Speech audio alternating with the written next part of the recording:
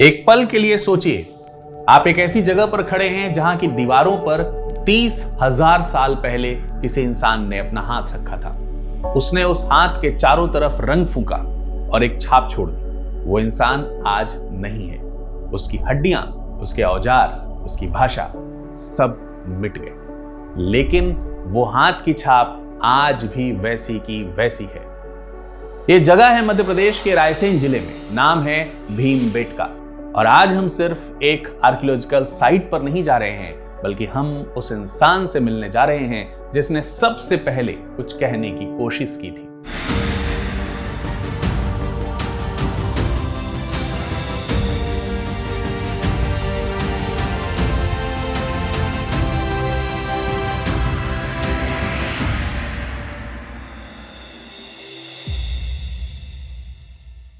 तो आइए चलते हैं भोपाल से दक्षिण पूर्व में लगभग 45 किलोमीटर विंध्याचल पर्वत श्रृंखला की तलहटी रातापानी वन्य जीव अभयारण्य का घना जंगल। और उस जंगल के बीच 7 पहाड़ियों में छुपी हैं तकरीबन 7.5 से भी ज्यादा प्राकृतिक रॉक शेल्टर्स यानी शैलाश्रय, जिनमें से 400 से भी ज्यादा आज भी प्रागैतिहासिक चित्रकारी जिंदा है। ये सैंडस्टोन्स यानी बलुआ पत्थर की चट्टानें हैं जो सदियों से प्राकृतिक अपरदन से गहरी दरारों और झुकी हुई छतों में बदल गई हैं। बाहर घना जंगल है, ऊपर चट्टान की प्राकृतिक छत है और नीचे सूखी और सुरक्षित फर्श। उस जगह का नाम भी उतना ही दिलचस्प है, भीमबेटका। दरअसल कुछ लोगों का मानना है कि भीमबेटका भीमबेटका का अपभ्रंश है, वह जगह जहां पर कभी भीम बैठते थे, महाभारत के उस महाबली पांडव का आसन। स्थानीय आदिवासी लोक कथाओं ने इन गुफाओं को पांडवों के वनवास से जोड़ा है, लेकिन जब पुरातत्वविदों ने खोदना शुरू किया तो असलियत सामने आई। यहां का इतिहास किसी महाकाव्य से कहीं ज्यादा पुराना है। लेकिन अब सवाल यह उठता है कि सच्चाई तक पहुंचा कौन और कैसे। साल 1957, उज्जैन के पुरातत्वविद डॉक्टर विष्णु श्रीधर वानकरकर ट्रेन में बैठे भोपाल से इटारसी की तरफ जा रहे थे। खिड़की से उनकी नजर पड़ी कुछ अजीब, कुछ विशाल झुकी हुई चट्टानें। वाकणकर ने इससे पहले यूरोप में फ्रांस की लास्को और स्पेन की अल्तामिरा गुफा को देखा था, वो जगहें जहां प्रागैतिहासिक गुफा चित्र मिले हुए थे। इन चट्टानों की बनावट ने उनके मन में कुछ जगा दिया। वाकणकर ने खुद एक इंटरव्यू में कहा था, मैं अपने अगले स्टेशन पर उतर गया और पैदल उस पहाड़ी की तरफ चल दिया। जिस पहली गुफा में मैं घुसा उसमें चित्रकारी थी। ये एक आर्कियोलॉजिकल की इंस्टिंक्ट थी जिसने इतिहास बदल दिया। लेकिन यहां भी यह जानना जरूरी है कि इन जगहों पर पहली नजर ये पहली बार नहीं पड़ रही थी। दरअसल 1888 में ASI के अभिलेखों में इस जगह का जिक्र एक बौद्ध स्थल के रूप में पहले ही किया जा चुका था। स्थानीय आदिवासियों की सूचना के आधार पर वाकणकर ने 1957-58 में व्यवस्थित शोध शुरू करके असली परतें उघाड़ी थी। उन्हें 1975 में इन्हीं सब कार्यों को देखते हुए पद्मश्री से नवाजा भी गया था। साल 2003 में यूनेस्को ने इसे विश्व धरोहर घोषित कर दिया। लेकिन वाकणकर को असल में क्या मिला? जो मिला वो सिर्फ पेंटिंग नहीं थी, उन्हें मिला एक ऐसा टाइम ट्रेवल जो हम सबको ले जा सकता है तकरीबन 1 लाख साल पीछे तक। भीमबेटका की सबसे बड़ी संरचना है ऑडिटोरियम केव। प्रवेश करते ही विशालकाय प्राकृतिक हॉल के तौर पर यह दिखाई देती है। इस गुफा के एक सिरे पर हैं कुछ छोटे छोटे गड्ढे, कपल्स यानी प्याले जैसे दिखने वाले निशान। उन्हें लगभग 1 लाख साल पुराना माना जाता है। यह दुनिया की प्राचीनतम रॉक एनग्रेविंग्स में से एक है। लिखाई से पहले, खेती से पहले, किसी भी सभ्यता से भी पहले किसी ने पत्थर को घिसकर एक निशान बनाया, शायद रिचुअल, शायद किसी सीमांकन के लिए, शायद कुछ और जो हम आज नहीं जानते होंगे। लेकिन पुरातत्व शोध ये भी बताते हैं कि लोअर पैलियोलिथिक यानी निम्न पुरापाषाण काल के एल्यूशियन हैंड एक्स यहां मिले हैं। यानी भीमबेटका सिर्फ एक आर्ट साइट नहीं है, ये एक स्टोन एक्सकवेशन और टूल एवोल्यूशन का जीवंत अभिलेख है। और इस अभिलेख में कहीं कोई गैप नहीं है। लोअर पैलियोलिथिक से लेकर मध्य काल तक निरंतर मानव उपस्थिति के प्रमाण यहीं से देखने को मिलते हैं। यही इस साइट की सबसे बड़ी खासियत भी है, निरंतरता यानी कंटिन्यूटी। और इस निरंतरता की सबसे खूबसूरत अभिव्यक्ति है यहां की चित्रकारी, जो खुद 7 कालखंडों की कहानी सुनाती है। इन 7 कालखंडों में पहला कालखंड है अपर पैलियोलिथिक यानी उच्च पुरापाषाण काल। पेंटिंग्स हरे और गहरे लाल रंग में है।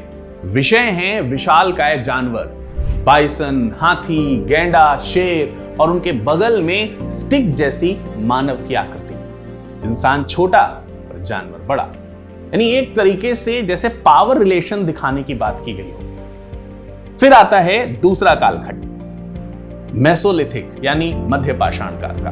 वो सबसे समृद्ध काल है। आकृतियां छोटी लेकिन जीवंत, शिकार के दृश्य, सामूहिक नृत्य, शहद इकट्ठा करते इंसान, तीर, कमान और भाले।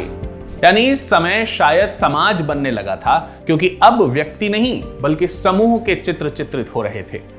यहां कुछ गुफाओं में 20 तक लेयर्स मिलती हैं, यानी एक पेंटिंग के ऊपर दूसरी, मतलब अलग अलग युगों के लोग एक ही दीवार को अपना कैनवास मान रहे हैं, जैसे एक अखबार की पुरानी कतरनों पर कोई लिख रहा हो नई इबारत। और फिर आता है कैलकोलिथिक एज के, जिसमें ज्यामिति, आकृति और पालतू जानवर आते हैं। अर्ली हिस्टोरिक काल में घुड़सवार और युद्ध के दृश्य यहां देखने को मिलते हैं। मेडिवल काल में रिलीजियस प्रतीक, ये एक सभ्यता का विकास क्रम रिप्रेजेंट करता है जो कि दीवारों के ऊपर उकेरा गया है। और मजेदार बात यह है कि इन दीवारों पर रंग आज भी टिके हुए हैं, जो कि खुद अपने आप में एक रहस्य है। तो बात यह है कि आखिर 30,000 साल बाद भी ये रंग ताजा कैसे हैं? जरा सोचिए, ना कोई संग्रहालय, ना कोई ग्लास कवर, ना कोई एयर कंडीशनिंग, फिर भी ये हजारों साल की बारिश के बावजूद ये रंग धूप और ठंड से बेअसर हैं। इसके पीछे कोई एक नहीं बल्कि 4 लॉजिक हैं, 4 कारण हैं, जो ये सब मिलकर इन प्राचीनतम चित्रों को और उनके रंगों को बचाते हैं। इनमें सबसे पहला कारण है खनिज रंग। रमन स्ट्रेटोस्कोपी और EDX यानी एनर्जी डिस्पर्सिव एक्सरे स्ट्रेटोस्कोपी एनालिसिस से पुष्टि की गई है कि इन चित्रों में हेमेटाइट लाल, मैग्नीज ऑक्साइड काला, लेमोनाइट पीला और लाइमस्टोन की व्हाइट पिगमेंट इस्तेमाल हुई है। ये मिनरल बेस्ड पिगमेंट्स हैं, कार्बनिक नहीं है, इसीलिए यूवी रेडिएशन, नमी और बैक्टीरिया इन्हें बिल्कुल नष्ट नहीं कर पाते। अब आते हैं दूसरे कारण की तरफ। दूसरा कारण है सैंडस्टोन की पोरोसिटी। विंध्याचल का बलुआ पत्थर थोड़ा झरझरा है। रंग दीवार की ऊपरी परत पर नहीं बल्कि चट्टान की गहराई में समा जाता है, जैसे स्याही कपड़े में उतर जाती है, ठीक उसी तरह। और फिर तीसरा कारण आता है सिलिका ग्लेज का, मतलब चट्टान की सतह पर एक पारदर्शी सिलिका की प्राकृतिक परत है जो वार्निश के तरह रंगों को नमी से बचाती है। चौथा और अंतिम कारण है ओवरहैंग की संरचना। गुफाओं की छत जैसे आगे की ओर झुकी हुई है, बारिश सीधे दीवार पर नहीं पड़ती, धूप भी थोड़ी तिरछी आती है। तो इस माइक्रो क्लाइमेट ने सदियों तक रंगों की रखवाली की है और इन्हीं रंगों में से 2 चट्टानें सबसे ज्यादा ध्यान खींचती हैं। एक है जू रॉक और दूसरा है बोअर रॉक। इनकी दीवारें मानो लगता है कि वो बोल रही हो। एक्चुअली ऑडिटोरियम केव के पास में एक शेल्टर है जिसे पुरातत्वविदों ने नाम दिया है जू रॉक। यहां एक ही दीवार पर हाथी, गैंडा, बायसन, बारहसिंगा, चीतल, सांप ये एक के बाद एक मेसोलिथिक से मेडिवल तक की परतों पर बने हुए हैं, जैसे किसी ने दीवार को जिंदा जंगल से भर दिया हो। और इसी परिसर में है एक और रॉक जिसका नाम है बोअर रॉक। यहां हेमेटाइट से बनी एक बहुत विशालकाय आकृति है, तकरीबन 1.2 मीटर से भी ऊंची।